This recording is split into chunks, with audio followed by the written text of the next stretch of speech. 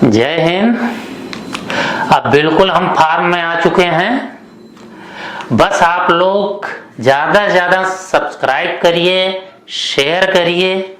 जितना सब्सक्राइब और शेयर करेंगे उतना ही हमें मोटिवेशन मिलेगा और हम आपकी पूरी तैयारी 1.5-2 महीने में हर सब्जेक्ट की तैयारी करा देंगे। तो चलिए संविधान पढ़ते हैं। कल हमने आपको संविधान सभा के बारे में बताया था। आज संविधान की प्रस्तावना के बारे में बताते हैं। तो आइए, संविधान की प्रस्तावना, इसको अंग्रेजी में प्रेम्बल कहते हैं, प्रस्तावना। तो प्रस्तावना तो पढ़े ही होंगे कि हम भारत के लोग भारत को एक संपूर्ण संप्रभु संपन्न, ये पहला पॉइंट हो गया। समाजवादी दूसरा पॉइंट हो गया। पंथ निरपेक्ष तीसरा पॉइंट हो गया। चौथा पॉइंट लोकतांत्रिक और छठा पॉइंट, पांचवा पॉइंट गणराज्य। तो ये 5 पॉइंट इंपॉर्टेंट है, इसको ध्यान में रखना है कि हम भारत के लोग भारत को एक संपूर्ण संप्रभु संपन्न समाजवादी पंथ निरपेक्ष लोकतांत्रिक गणराज्य बनाने के लिए तथा उसके समस्त नागरिकों को सामाजिक, आर्थिक और राजनीतिक न्याय, विचार अभिव्यक्ति, विश्वास, धर्म और उपासना की स्वतंत्रता, प्रतिष्ठा और अवसर की समता प्राप्त कराने के लिए तथा उन सब में व्यक्ति की गरिमा और राष्ट्र की एकता और अखंडता को सुनिश्चित करने वाली बंधुता बढ़ाने के लिए दृढ़ संकल्पित होकर अपनी संविधान सभा में आज तारीख 26 नवंबर 1949 को इस संविधान को अंगीकृत, अधिनियमित और आत्मार्पित करते हैं। तो जितनी शब्दावलियां अंडरलाइन हमने करी हैं उतने की व्याख्या हम करेंगे। तो इसमें पहले कुछ मोटी मोटी चीजें प्रस्तावना के बारे में जान लीजिए। प्रस्तावना में देखिए, पहली चीज, इसको क्या कहा जाता है? इसे संविधान की आत्मा कहा जाता है। ये सुपर हिट है, संविधान की आत्मा। सवाल पूछा जाता है संविधान की आत्मा किसे कहा जाता है, तो प्रस्तावना को संविधान की आत्मा कहा जाता है।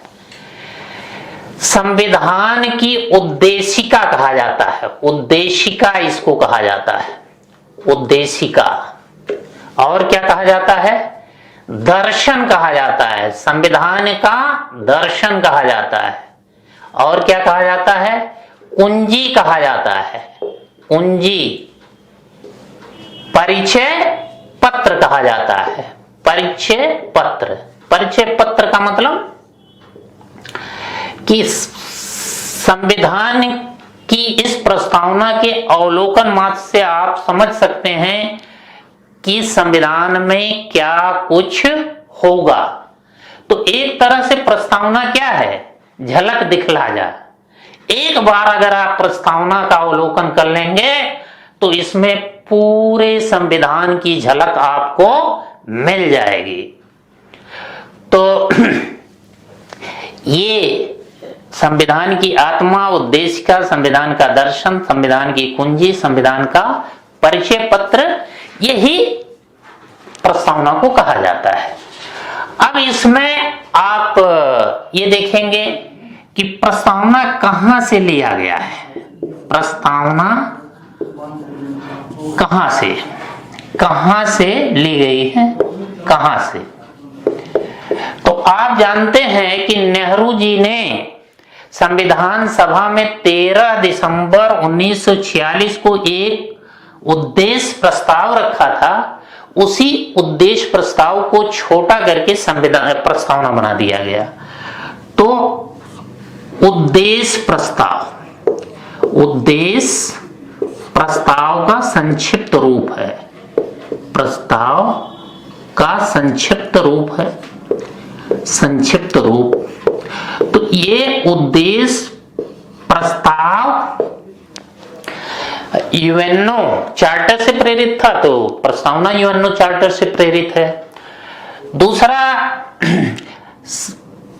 प्रस्तावना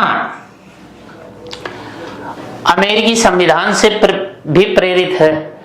तो अमेरिकी संविधान से कभी कभी यही पूछ लिया जाता है, कहां से ली जाती है, तो उद्देश्य का नहीं दिया जाता, उद्देश्य प्रस्ताव नहीं दिया रहा था, अमेरिका संविधान दिया रहता है। अमेरिका के संविधान से अमेरिका के संविधान से ली गई है। ठीक।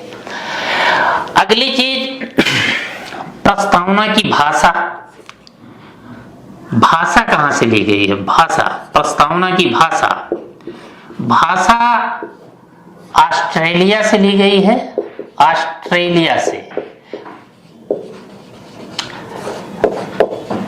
लेकिन जो शब्दावली है हम भारत के लोग, ये अमेरिकी संविधान से ली गई है।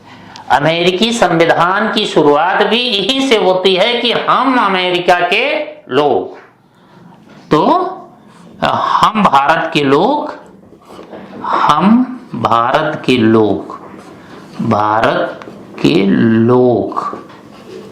ये शब्दावली कहां से ली गई है? ये अमेरिका से। तो पूरी भाषा ऑस्ट्रेलिया के संविधान से ली गई है, लेकिन हम भारत के लोग शब्दावली अमेरिका से ली गई है। तो ये भाषा हो गया। तो हमने ये देखा कि प्रस्तावना को क्या कहते हैं, प्रस्तावना कहां से ली गई है और ये कहां से प्रेरित है। अब हम देखेंगे कि प्रस्तावना में प्रयुक्त शब्दावलियां जो हैं उनके बारे में। पहली शब्दावली है हम भारत के लोग, और लास्ट की शब्दावली है अंगीकृत, अधिनियमित और आत्मा अर्पित करते हैं। तो इसका अर्थ क्या है? तो पहली शब्दावली क्या है? शब्दावलियां, हेडिंग डालेंगे शब्दावलियां।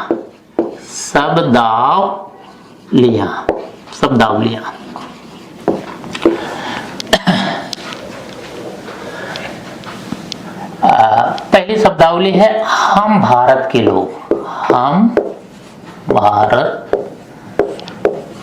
लोग। लास्ट में क्या है? अंगीकृत,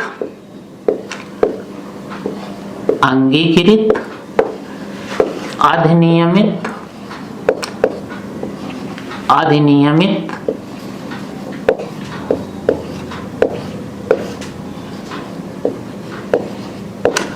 और आत्मार्पित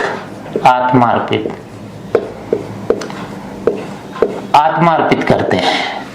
तो इन शब्दावलियों का मतलब जानिए।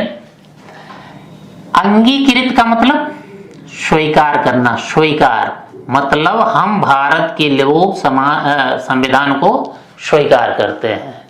अधिनियमित का मतलब बनाना, मतलब हम भारत के लोग संविधान को बनाते हैं। आत्मार्पित का मतलब अपने ऊपर लागू करना,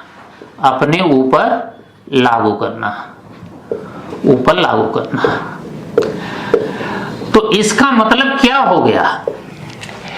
इसका मतलब यही हो गया कि हम भारत के लोग इस संविधान को स्वीकार करते हैं, बनाते हैं, अपने ऊपर लागू करते हैं।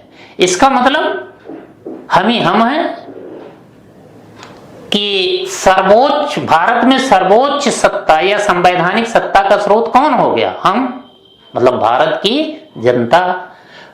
तो संवैधानिक, इससे क्या निकलता है? अर्थात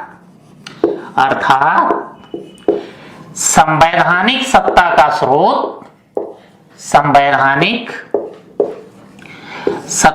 स्रोत, इसका स्रोत कौन हो गया?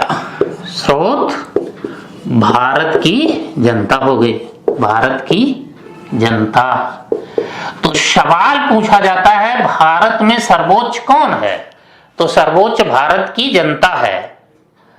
और दूसरे नंबर पर सर्वोच्च कौन है? संविधान। तो जनता ने अपनी सर्वोच्चता किसको दे दी है? संविधान को। अब इसी संविधान का अनुसरण करके विधायिका कानून बनाती है, कार्यपालिका इसे लागू करती है और न्यायपालिका देखती है कि विधायिका और कार्यपालिका अपने क्षेत्र में रहकर या संविधान की परिधि में रहकर काम कर रहे हैं कि नहीं। ठीक, तो कहने का मतलब सर्वोच्च जनता है, क्योंकि जनता ने ही संविधान को बनाया है और अपने ऊपर लागू किया है। लेकिन जनता ने अपनी शक्ति किसको दे दी है? अपनी सर्वोच्चता किसको दे दी है? संविधान को। और संविधान की शक्ति का प्रयोग कौन करती है? सरकार, अर्थात विधायिका, कार्यपालिका और न्यायपालिका। ठीक, तो अगर ऑप्शन में रहता है भारत में सर्वोच्च है जनता, संविधान, संसद, तो कौन मारेंगे? जनता। यदि प्रश्न में यह रहता है भारत में सर्वोच्च कौन है? संविधान, संसद, राष्ट्रपति, न्यायपालिका, तब आपकी संविधान मानेंगे। अगर संविधान और जनता दोनों ऑप्शन में है तभी जनता मारेंगे। अगर जनता ऑप्शन में नहीं है तो सर्वोच्च किसको मारेंगे? संविधान को। अब देखिए दूसरी चीज, ये शब्दावलियां, पहली शब्दावली हमने अंडरलाइन की है संपूर्ण, संप्रभुता, संपन्न। तो एक शब्दावली बता दी, ये दूसरी शब्दावली है संपूर्ण, संपूर्ण, संप्रभुता, संपन्न, संप्रभुता, संपन्न, संपन्न। इसका मतलब क्या है? संपूर्ण, संप्रभुता, संपन्न का मतलब क्या है? इसका मतलब है, इसको सॉवरेन कहते हैं, अंग्रेजी में सॉवरेन कहते हैं। ठीक, इसको सॉवरेन कहते हैं। इसका मतलब है आंतरिक और बाह्य हस्तक्षेप से मुक्त। ठीक, कि भारत किसी आंतरिक हस्तक्षेप को स्वीकार नहीं करेगा, किसी बाह्य हस्तक्षेप को स्वीकार नहीं करेगा, भारतीय बाउंड्री में परिंदा पर नहीं मार सकता, भारत सरकार की इजाजत के बगैर भारत में एक पत्ता नहीं हिल सकता। यही संप्रभुता, संपन्नता का मतलब है, सॉवरेनिटी का यही मतलब है कि मतलब जो आंतरिक, इसका मतलब यही हो गया आंतरिक और बाह्य हस्तक्षेप से मुक्त, बाह्य हस्तक्षेप से मुक्त। और जो बाह्य हस्तक्षेप, आंतरिक और बाह्य हस्तक्षेप से मुक्त होगा वही सर्वोच्च शक्ति होगा। सर्वोच्च शक्ति, सर्वोच्च शक्ति, यही संप्रभुता का मतलब हो गया, सर्वोच्च शक्ति। ठीक, अब दूसरी शब्दावली है समाजवादी। दूसरा पॉइंट समाजवाद, सोशलिस्ट, समाजवाद। समाजवाद क्या है? तो देखिए समाजवाद क्या है, आप सुने होंगे पूंजीवाद और दूसरा समाजवाद। पूंजीवाद का अर्थ है व्यक्तिवाद, जैसे जो भी प्राइवेट चीजें हैं वो पूंजीवाद है और जो सरकारी चीजें हैं वो समाजवाद है। मोटा मोटा मतलब यही होता है कि जैसे प्राइवेट हॉस्पिटल पूंजीवाद, सरकारी हॉस्पिटल समाजवाद, प्राइवेट स्कूल पूंजीवाद, सरकारी स्कूल समाजवाद। ठीक, तो जो सरकारी है वो सबका है, मतलब जो सबका हो वही समाजवाद है। तो जो सबका होगा इसका मतलब समानता। समाजवाद समानता पर बल देता है, पूंजीवाद स्वतंत्रता पर। तो मोटे तौर पर यही समाजवाद का मतलब जानिए, सबका साथ सबका विकास या सार्वजनिक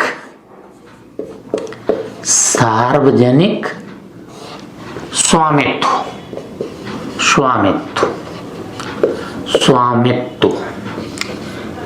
कि जो उत्पादन के साधन हैं जैसे उद्योग वगैरह, उस पर सबका मालिकाना रहे, अर्थात सरकार का मालिकाना रहे।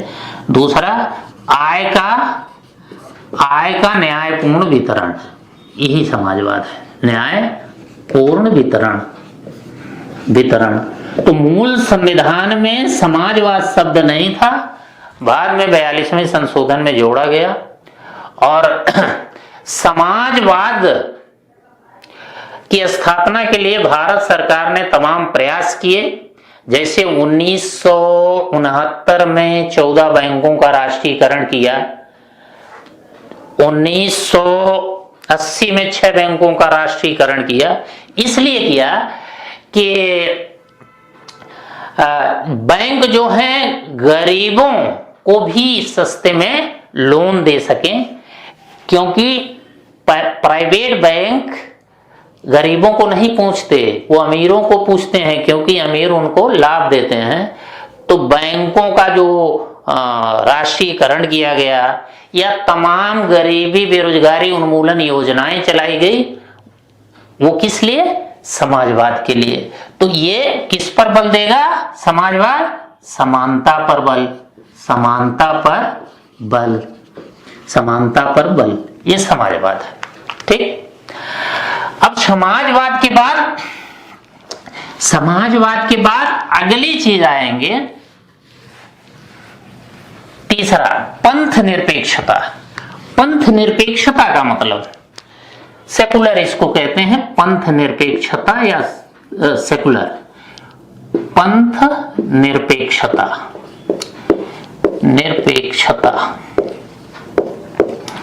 या कभी कभी हम लोग क्या कह देते हैं इसको, धर्म निरपेक्षता। अंग्रेजी एक है सेकुलर निरपेक्षता। तो इसका मतलब क्या है? इसका मतलब यही है कि भारत का कोई राजधर्म नहीं, यही ऑप्शन में देता है एग्जाम में। इसका मतलब क्या है? पहला, भारत का राजधर्म नहीं, सबसे इंपॉर्टेंट चीज है कि ना भारत हिंदू देश होगा, ना मुस्लिम देश होगा, ना ईसाई देश होगा, भारत का कोई राजधर्म नहीं होगा। अगला, दूसरा चीज, राजकाज में धर्म का हस्तक्षेप नहीं, राजकाज में धार्मिक हस्तक्षेप नहीं, ठीक, हस्तक्षेप नहीं। अगली चीज देखिए, राजकाज में धार्मिक हस्तक्षेप नहीं।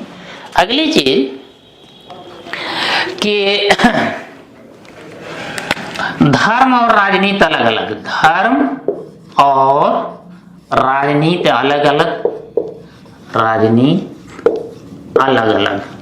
ठीक है, अलग अलग। तो धर्म और राजनीति अलग अलग होने का मतलब क्या है कि सभी को धार्मिक स्वतंत्रता तो होगी, लेकिन कोई धर्म के नाम पर वोट नहीं मांग सकता और राजनीतिक क्रियाकलापों में धर्म के हस्तक्षेप को स्वीकार नहीं किया जाएगा। इसके अलावा इसका अर्थ सर्वधर्म समभाव हो सकता है, सर्वधर्म समभाव।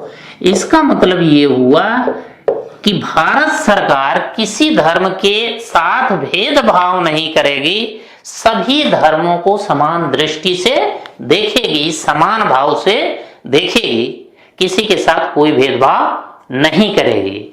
तो मोटा मोटा पंथ निरपेक्षता का मतलब यही हुआ, भारत का कोई राजधर्म नहीं होगा, राजकाज में धार्मिक हस्तक्षेप नहीं स्वीकार किया जाएगा, धर्म और राजनीति को अलग किया जाएगा, सर्वधर्म समभाव, और सभी को धार्मिक स्वतंत्रता भी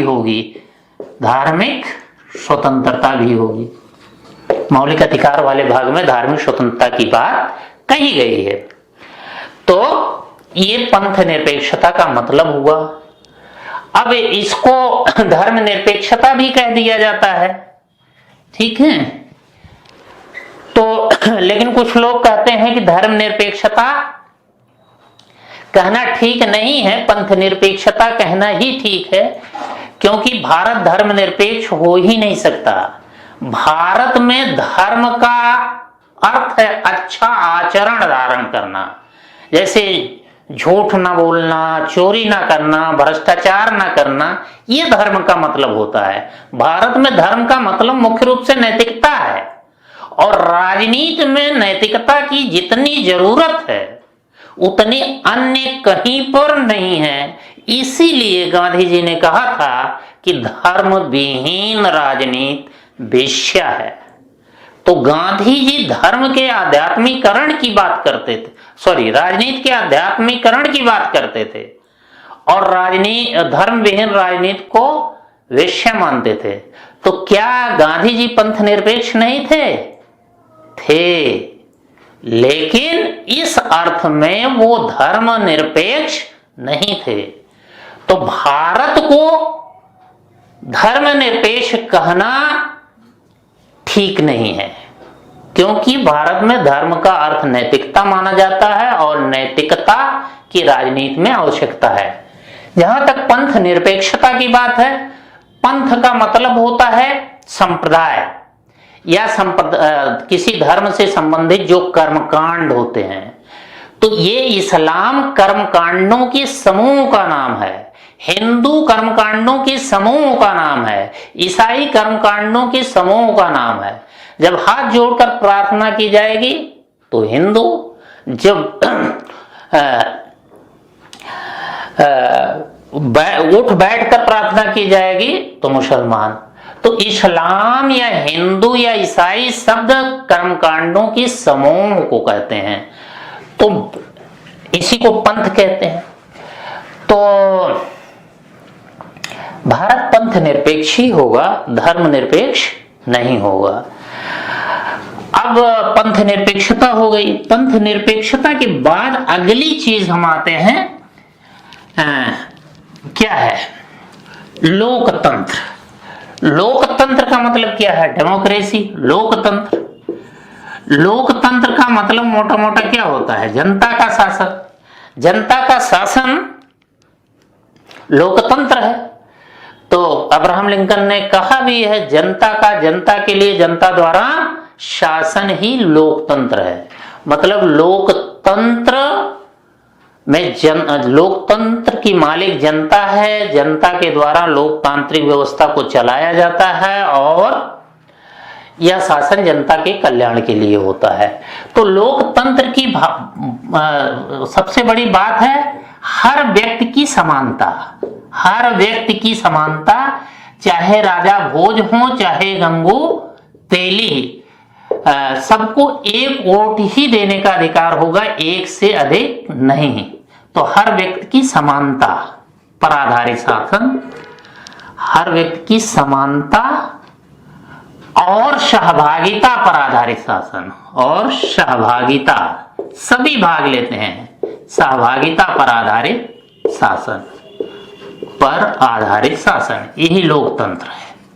ठीक है, आधारित शासन। तो लोकतंत्र, लोक का मतलब, चाहे इसको प्रजातंत्र कह लीजिए, लोक का मतलब जनता। तो जनता का शासन है कि मतलब सर्वोच्च शक्ति किसके पास है? जनता के पास है। तो जहां सर्वोच्च शक्ति जनता के पास होती है वो लोकतंत्र होता है, जहां सर्वोच्च शक्ति राजा के पास होती है राजतंत्र होता है, जहां सर्वोच्च शक्ति जमींदारों या कुलीनों के हाथ में होती है वहां कुलीन तंत्र होता है। तो हर व्यक्ति की समानता में विश्वास रखता है, ये सहभागिता पर आधारित शासन है। अगला ये गणतंत्र, रिपब्लिक जिसको कहते हैं अंग्रेजी में गणतंत्र। तो देखिए शब्दावली तो यही है, लोक का मतलब जनता, गण का मतलब भी जनता। तो गणतंत्र क्या है? ये भी जनता का ही शासन है। लोकतंत्र और गणतंत्र में कोई अंतर नहीं है देखने पर। अंतर केवल ये है कि यदि जैसे ब्रिटेन में भी लोकतंत्र है, भारत में भी लोकतंत्र है, लेकिन ब्रिटेन के लोकतंत्र में जो राजा होता है वंशानुगत होता है, खानदानी होता है, उसी के नाम पर शासन चलता है, लेकिन जनता के प्रतिनिधि चलाते हैं। भारत में जो राष्ट्रपति होता है वो जनता द्वारा चुना हुआ होता है। जनता द्वारा, जनता पहले विधायक और एमपी चुनती है, फिर वही विधायक और एमपी राष्ट्रपति को चुनते हैं। तो जब राष्ट्राध्यक्ष जनता द्वारा चुना जाए तो उसी लोकतंत्र को गणतंत्र कहते हैं। राष्ट्राध्यक्ष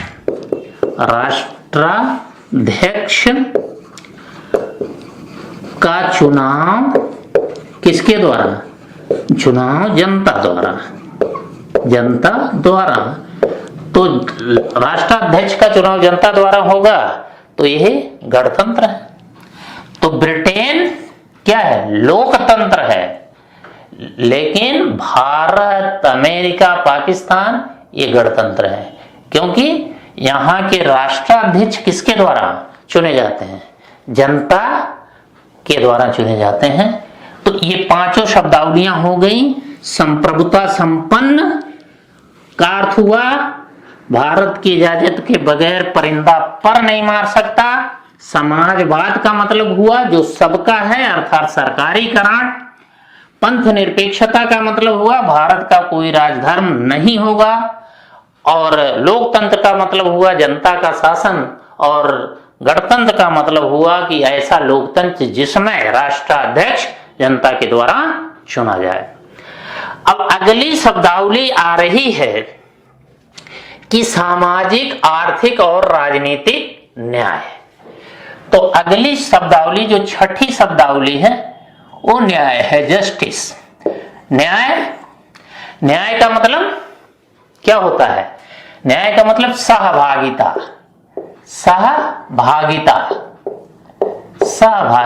या बंटवारा। मतलब जो जिसका हक है वो उसको मिले। जीवन के हर क्षेत्र में सभी लोग, समाज के हर क्षेत्र में सभी लोगों की सहभागिता हो। तो अगर सामाजिक क्षेत्र में सबकी सहभागिता होती है तो सामाजिक न्याय, इसकी बात कही गई है। आर्थिक क्षेत्र में सबकी सहभागिता होती है तो आर्थिक न्याय, ठीक। राजनीतिक क्षेत्र में सबकी सहभागिता होती है तो राजनीतिक न्याय। तो ये तीन न्याय की बात की गई है, सामाजिक न्याय, आर्थिक न्याय और राजनीतिक न्याय। सामाजिक न्याय का मतलब देखिए, समाज में हर तरह के भेदभाव का अंत हो, है, सामाजिक सरोकारों में सभी की भागीदारी हो, किसी को सार्वजनिक स्थलों का प्रयोग करने से ना रोका जाए। आर्थिक न्याय का मतलब आर्थिक क्षेत्र में भागीदारी, तो सभी की न्यूनतम आवश्यकताएं पूरी हों, आवश्यकताओं का पूरा होना, ये आर्थिक न्याय है, पूरा होना। राजनीतिक न्याय का मतलब क्या है कि सबको मताधिकार मिले, हर कोई विधायक, एमपी, एमएलए बन सकता है। तो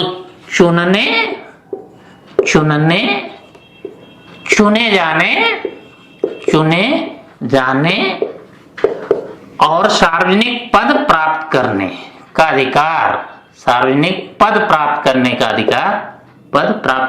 अधिकार, यही न्याय है। प्राप्त करने का अधिकार, ये राजनीतिक न्याय है। तो हर व्यक्ति को राजनीति में भागीदारी मिले, उसके लिए पंचायती व्यवस्था की शुरुआत की गई है। आर्थिक न्याय के लिए वही मोदी ने किया है, सबका साथ सबका विकास, तमाम गरीबी बेरोजगारी उन्मूलन योजनाएं चलाई जा रही हैं। सामाजिक न्याय देखिए, महिलाओं को, बच्चों को, दलितों को विशेष सुविधाएं दी जा रही हैं, यही सामाजिक न्याय है। अब अगला आइए, न्याय के बाद अगली चीज है स्वतंत्रता।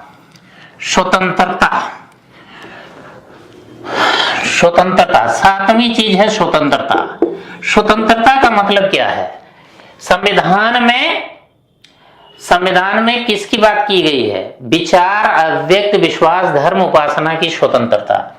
तो स्वतंत्रता, फ्रीडम का मतलब है करने योग्य कार्यों को करने देना, करने योग्य कार्यों को करने देना, कार्यों को करने देना, यही स्वतंत्रता है, करने देना। वैसे स्वतंत्रता का अर्थ तो आप मोटे तौर पर यही लगाते हैं कि मनमानापन, जो हम चाहें हमको करने दिया जाए, हमारे कार्यों में कोई हस्तक्षेप ना हो। कहते नहीं कि हम कर रहे हैं तुम्हारे बाप का क्या जाता है। तो स्वतंत्रता का यही अर्थ लगाते हैं। तो ये अर्थ नकारात्मक स्वतंत्रता है, ये तो स्वच्छंदता है, एक भैंसे वाली स्वच्छंदता। और स्वच्छंदता समाज में, जो स्वच्छंद होगा वो समाज में रह ही नहीं सकता है। तो इधर उधर खाना बदोश वो घूमेगा और भैंसे की तरह लाठी पाएगा। ठीक है, स्वतंत्रता का सही मतलब करने योग्य कार्यों को करने देना है। जैसे भैंस है, एक बाउंड्री में वो स्वतंत्र है, स्वतंत्र है, बढ़िया बढ़िया खाना पा रही है, सब कुछ पा रही है। और मूड खराब होता है तो मालिक पिकनिक भी ले जाता है उसको घुमाने। तो स्वतंत्रता का मतलब यही है, करने योग्य कार्यों को करने देना। तो मनुष्य एक सामाजिक प्राणी है, तो इसीलिए मनमानापन स्वतंत्रता नहीं हो सकता। संविधान प्रस्तावना में विचार, अव्यक्त, धर्म, उपासना की स्वतंत्रता की बात कही गई है। इन स्वतंत्रताओं को देने के लिए मौलिक अधिकारों वाले चैप्टर में इन्हें मौलिक अधिकार बनाया गया है। जैसे आप अनुच्छेद 19 की स्वतंत्रताएं देख लीजिए, धार्मिक स्वतंत्रताएं देख लीजिए 25 से 28 तक, तो वो आगे बताया जाएगा। 9वां चीज है समानता, समानता, इक्वलिटी, समानता। तो संविधान में प्रतिष्ठा और अवसर की समता की बात की गई है। तो देखिए, प्रतिष्ठा और अवसर की समता, ठीक है, अवसर की समता की बात की गई है। तो सवाल पूछा जाता है समानता का अर्थ क्या है?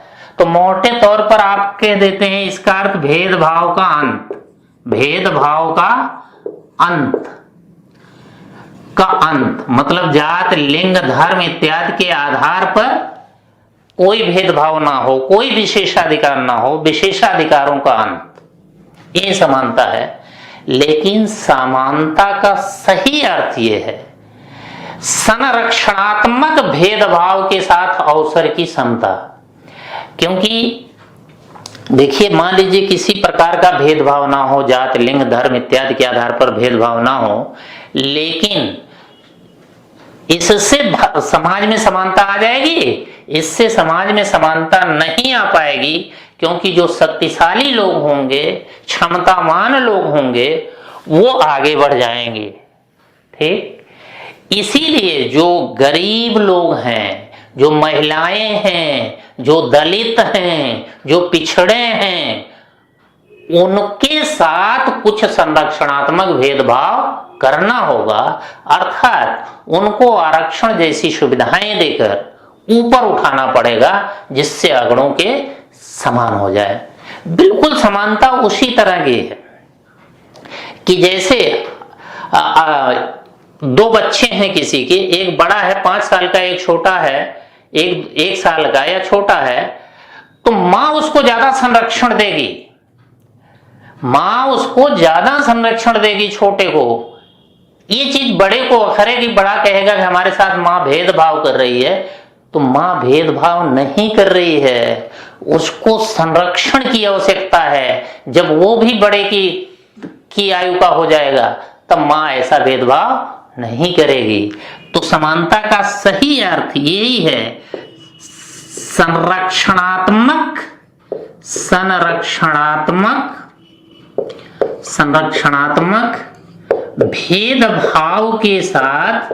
भेदभाव के साथ साथ अवसर की समता, के साथ अवसर की समता। ये सवाल कई बार पूछा गया है कि समानता का सही अर्थ क्या है। तो समानता का सही अर्थ ये है संरक्षणात्मक भेदभाव के साथ अवसर की समता। तो अगर दोनों ऑप्शन दिया रहता है तो ये दोनों सही है, लेकिन इसमें से एक चुनना है तो यही चुनेंगे, संरक्षणात्मक भेदभाव के साथ अवसर की समता। तो ये समानता हो गया। अगली चीज है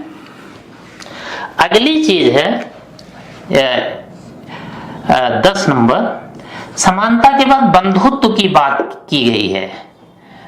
मतलब बंधुत्व किस लिए, या बंधुता शब्द का प्रयोग किया गया है।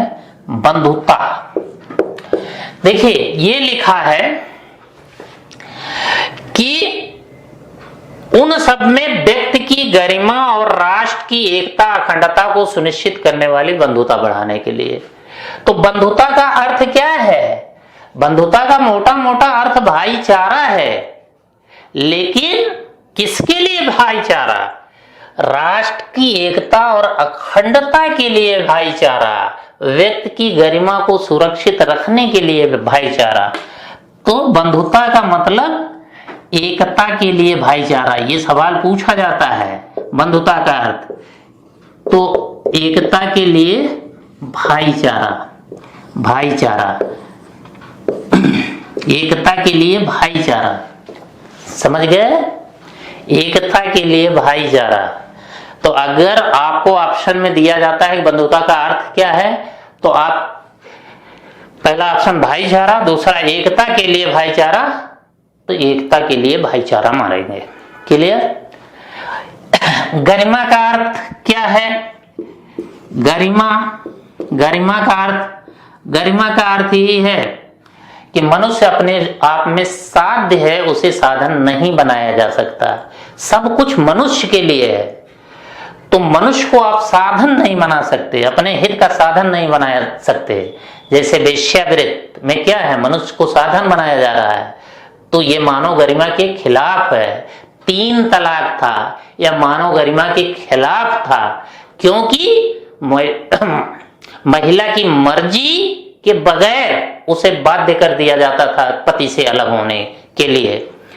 तो गरिमा का मतलब यही है कि कोई भी काम व्यक्ति की सहमति के बिना उससे नहीं लिया जा सकता। व्यक्ति अपने मस्तिष्क और शरीर का मालिक है, उसे कैसे इस्तेमाल करना ये खुद तय करेगा, कोई बाहरी व्यक्ति नहीं। यही गरिमा है कि मनुष्य, इसका मतलब क्या है, मनुष्य साध्य है साधन नहीं, साध्य है साधन नहीं।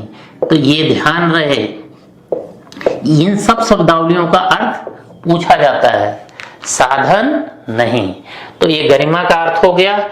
और अंगीकृत, अधिनियमित, आत्मा अर्पित, ये सारी बातें बता दिए।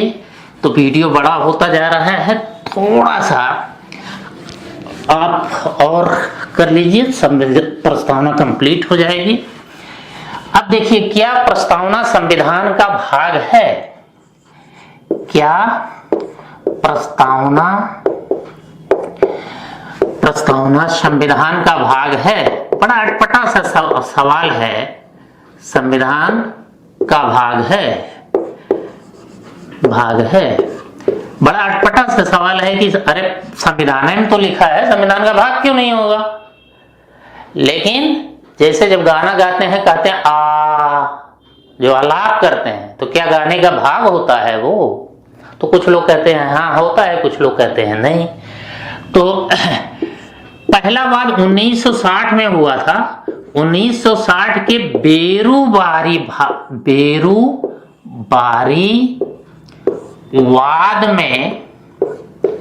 वाद में संविधान का भाग नहीं माना गया। संविधान का भाग नहीं माना गया, ये इंपॉर्टेंट है। भाग नहीं माना गया, ठीक, संविधान का भाग नहीं माना गया 1960 के बेरूबारी वाद मतलब मुकदमे में। दूसरी चीज 1973 के केशवानंदवाद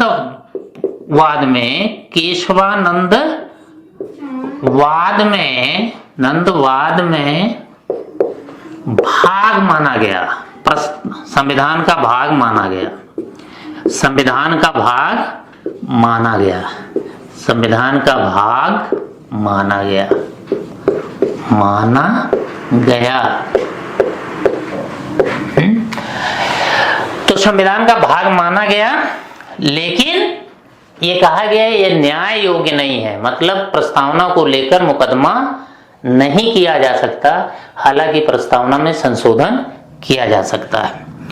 तो तीसरी चीज, लेकिन न्याय योग्य नहीं है। न्याय योग्य का मतलब प्रस्तावना को लेकर न्यायालय में मुकदमा नहीं किया जा सकता, लेकिन न्याय योग्य नहीं, न्याय योग्य नहीं, ये बहुत इंपॉर्टेंट पॉइंट है। न्याय योग्य नहीं मतलब प्रस्तावना को लेकर न्यायालय में मुकदमा नहीं किया जा सकता। और लास्ट चीज आपको बता दें, अब तक कितनी बार संशोधन किया गया है प्रस्तावना में? अब तक कितनी बार संशोधन? अब तक कितनी बार संशोधन? कितनी बार संशोधन? तो संशोधन अब तक एक बार संशोधन, केवल 42वां संशोधन, केवल 42वां संशोधन, 42वां संशोधन किया गया। कितने शब्द जोड़े गए इस संशोधन में? 3 शब्द जोड़े गए। कौन? देखिए, पहले क्या था? समाजवाद शब्द नहीं था, समाजवाद शब्द जोड़ा गया, समाजवाद। दूसरा शब्द क्या जोड़ा गया? पंथ निरपेक्षता, पंथ निरपेक्षता शब्द भी नहीं था, निरपेक्षता। और तीसरा अखंडता शब्द भी नहीं था, इंटीग्रिटी नहीं थी, अखंडता, ये शब्द जोड़ा गया। तो प्रस्तावना में ये 3 शब्द जोड़े गए। तो कहने का मतलब हमारा यही है कि ये क्रम आप याद कर लीजिएगा, संप्रभुता संपन्न, समाजवादी, पंथ निरपेक्ष, लोकतांत्रिक, गणराज्य, ये 5 जो क्रम है शब्दों का, ये याद कर लीजिएगा। और जो सामाजिक आर्थिक न्याय की बात की गई है, जो स्वतंत्रता, समानता और बंधुता की बात की गई है, शब्द आपको मालूम होने चाहिए। इसके अलावा ये मालूम होना चाहिए यह संविधान की आत्मा है, अमेरिका के संविधान से ली गई है, पूरी भाषा ऑस्ट्रेलिया से ली गई है, इतना मालूम होना चाहिए। और यह न्याय योग्य नहीं है, ये ध्यान दें। तो ये प्रस्तावना देखिए, हो सकता है वीडियो कुछ लंबा हो गया हो, क्योंकि प्रस्तावना 3-4 दिन तक पढ़ाई जाती है ऑफलाइन क्लास में। तो इसको झेल लीजिए, बस आधा घंटा ज्यादा वीडियो नहीं होगा, ये आपसे वादा करते हैं। और इसको 10 दिन में खत्म करना, 10 दिन में एक सब्जेक्ट खत्म कर देंगे। बस आप लोग जितना शेयर कर सकते हैं उतना शेयर करिए।